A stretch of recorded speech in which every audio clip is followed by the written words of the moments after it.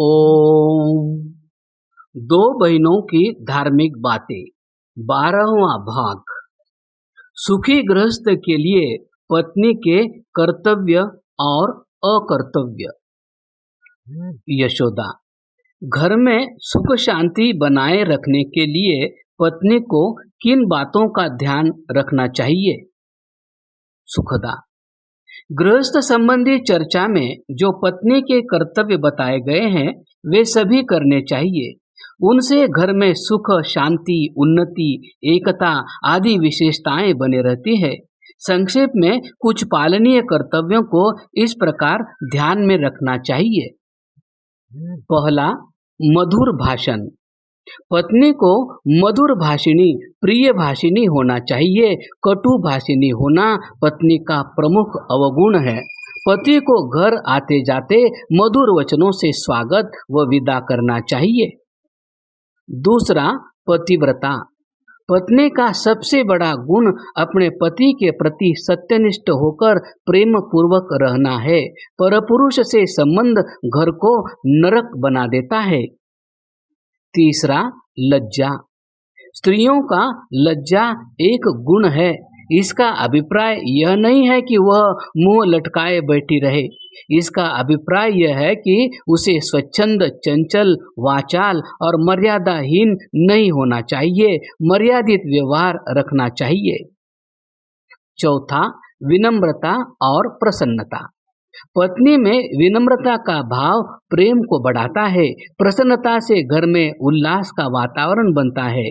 मुंह लटकाए या मुंह चढ़ाए रहने से घर श्मशान के समान बना रहता है। पांचवा, आस्तिकता।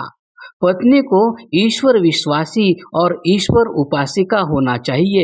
इससे घर में धार्मिकता आती है, बच्चे धार्मिक बनते हैं। धार्मिकता से मर्यादाएं सुदृढ़ होती है। छठा, स्वच्छता सादगी। पत्नी को सदा स्वच्छ रहना चाहिए। वेशभूषा सादगी पूर्ण किंतु आकर्षक हो। बहुत भड़काऊ वस्त्र और रहन सहन श्रेयस्कर नहीं होता। सातवां, संयमी। पत्नी को संयम का जीवन बिताना दाम्पत्य जीवन में प्रेम संबंधों को घनिष्ठ और आकर्षण को चिरस्थायी बनाता है। दंपति रोगों से ग्रस्त नहीं होते। आठवां, सहिष्णुता। पत्नी में सहन शक्ति या क्षमा भाव होना चाहिए।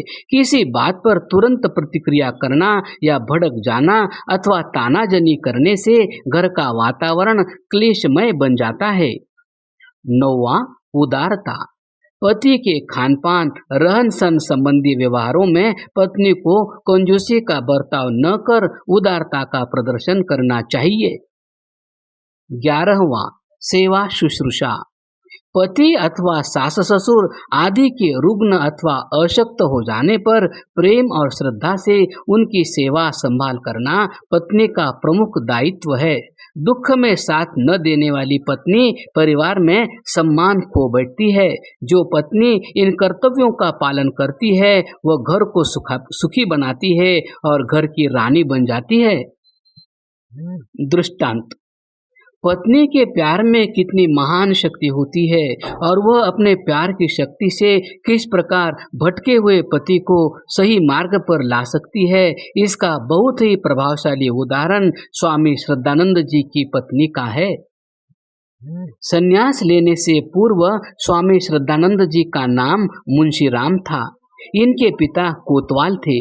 अंग्रेजों के समय कोतवाल एक प्रभावशाली समृद्ध और रौबदार अधिकारी होता था। सारा शहर उसकी खुशामद में हाजिर होता था। ऐसे अधिकारी का पुत्र होने के कारण मुंशी राम ठाट बाट का जीवन जी रहा था। उस समय समृद्ध घरों में बाल विवाह की प्रथा थी। मुंशी राम का भी विवाह हो गया। इनकी पत्नी 12-13 वर्ष की थी किंतु समझदार और पतिव्रता थी। कुछ बिगड़ेल दोस्तों की संगति में मुंशी राम शराब पीने लगे। एक दिन शराब के नशे में धुत होकर वेश्यालय में नाच गाना देखने चले गए। आधी रात बीत गई। घर लौटे तो पत्नी राह देख रही थी। अधिक शराब पीने से मुंशीराम को सिर में दर्द हो रहा था और चक्कर आ रहे थे। घर आने पर उल्टी होने लगी। पत्नी ने डांट फटकार न कर प्यार से मुंशीराम को संभाला। उल्टी बंद होने के बाद बिस्तर पर लेटा दिया और हाथ पैर सिर दबाने लगी। काफी देर बाद उन्हें सुध आई। तब पत्नी ने कहा, कुछ खाना खा लीजिए। नहीं, खाने की इच्छा नहीं है। तुमने तो खाना खा ही लिया होगा, मुंशीराम ने पूछा। नहीं, आपके खाए बिना मैं कैसे खा सकती थी, पत्नी ने सहज भाव से उत्तर दिया। 12 वर्ष की बालिका वधू भूखी थी और रात के 1-2 बजे तक शरीर को दबा रही थी। इस दृश्य को देखकर मुंशीराम का हृदय पसीज गया। उन्होंने पत्नी से क्षमा मांगी और वचन दिया कि भविष्य में कभी न तो शराब पिएंगे और न गलत संगत में जाएंगे। उसके बाद उनकी जीवन धारा ही बदल गई। आगे चलकर वे महात्मा मुंशीराम और फिर स्वामी श्रद्धानंद बने, जिन्होंने गुरुकुल कांगड़ी की स्थापना की और स्वतंत्रता प्राप्ति में महान योगदान दिया। सुखी गृहस्थ के लिए पत्नी के अकर्तव्य। यशोदा, बहन, घर की सुख शांति भंग न हो, इसके लिए हम स्त्रियों को कौन सी बातें नहीं करनी चाहिए? सुखदा, घर की सुख शांति पत्नी के इर्द गिर्द रहती है। वह वातावरण को बदलने में सक्षम है। उसमें इतनी शक्ति सामर्थ्य है कि वह मार्गभ्रष्ट पति को भी ठीक राह पर ला सकती है। प्रेम और समझदारी पूर्ण व्यवहार से, उसके अप्रिय आचरण से घर की सुख शांति भी नष्ट हो सकती है। मनुस्मृति में नारी को दूषित करने वाली या मार्गभ्रष्ट करने वाली निम्नलिखित 6 बातें त्याज्य कही है। पानम दुर्जन संसर्ग, पत्याच विरोटनम, स्वप्नोवन्य गेहवासश्च, नारी संदूषणानि षट्। मनुस्मृति। अर्थात पानम यानी नशा करने वाले पदार्थों का पान, दुर्जन संसर्ग यानी दुष्ट दुराचारी पुरुषों के साथ रहना, पत्याच विरह अर्थात पति से अलग होकर रहना, अटनम अर्थात इधर उधर व्यर्थ घूमना, अन्य गेहवासः च, स्वप्न दूसरे के घर में निवास करना और शयन करना, षट नारी संदूषणानि, यह 6 बातें नारी को दूषित करने वाली या मार्गभ्रष्ट करने वाली है। अतः नारी को इन बातों से बचना चाहिए।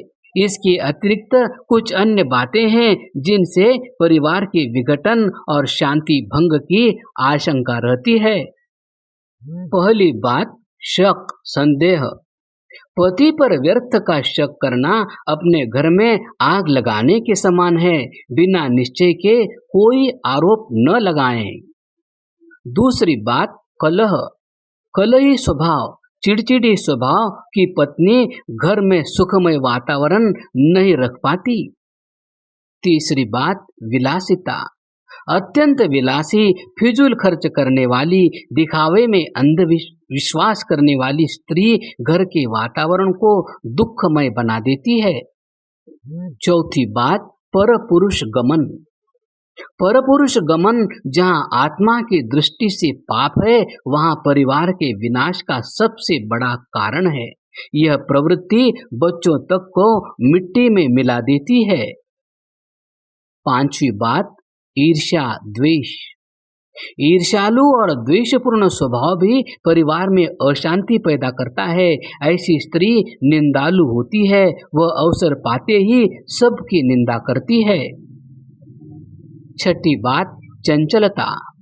चंचल, वाचाल और उच्छृंखल स्त्री घर की सुख शांति की शत्रु है। सातवीं बात, भेदभावपूर्ण।